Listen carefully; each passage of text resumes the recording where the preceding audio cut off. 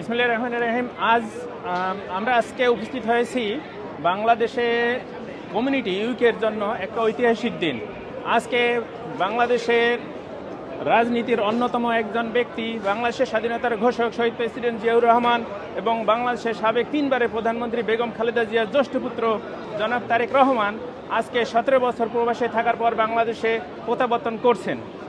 আশা করি আমরা বাংলাদেশের রাজনীতিতে উনি হাল ধরে বাংলাদেশকে একটি সুখী সমৃদ্ধশীল এবং গণতান্ত্রিক দেশ হিসেবে উপহার দিবেন।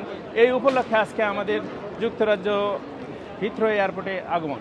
ভারপ্রাপ্ত চেয়ারম্যান জনাব তারেক রহমান সাহেব দীর্ঘদিন এই যুক্তরাজ্যে ছিলেন এবং যখন আমরা শুনলাম উনি দেশে যাবেন আমরা অত্যন্ত ব্যথিত হয়েছিলাম, কষ্টে ছিলাম।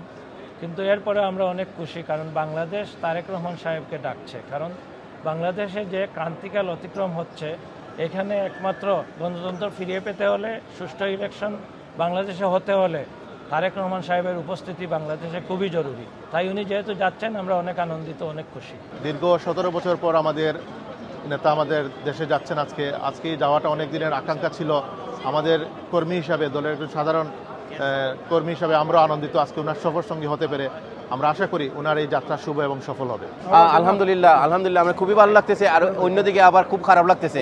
আমরা 17 বছর আমাদের প্রাণপ্রিয় নেতার সাথে আমরা সবসময় দেখা হচ্ছে, প্রতিটা প্রোগ্রামে দেখা হচ্ছে, কিন্তু আজকে উনি চলে যাচ্ছেন বাংলাদেশের মানুষের পথে। 17 কোটি মানুষ উনার অপেক্ষায় 17 বছর ধরে। আমি আশা করব আপনারা দোয়া করবেন আমাদের নেতারা সুস্থভাবে ঢাকায় গিয়ে অবতরণ করতেন এবং বাংলাদেশের মানুষকে আগামী দিন কিভাবে মডার্ন বাংলাদেশ গড়ার জন্য। ধন্যবাদ আপনাকে। দীর্ঘদিন পর আজকে আমরা 17 বছর পর আমাদের লিডার দেশে যাচ্ছেন। আপনারা সবাই উনার জন্য দোয়া করবেন। আমিও সৌভাগ্যবান, আমিও উনার সফর সঙ্গী হতে পেরে। আপনারা দোয়া করবেন উনি জাতিকে যে আশা আকাঙ্ক্ষা আলো দেখিয়েছেন, যাতে আল্লাহ উনার আশা আকাঙ্ক্ষা উনি যাতে জাতির পূরণ করতে পারেন। সবাইকে ধন্যবাদ।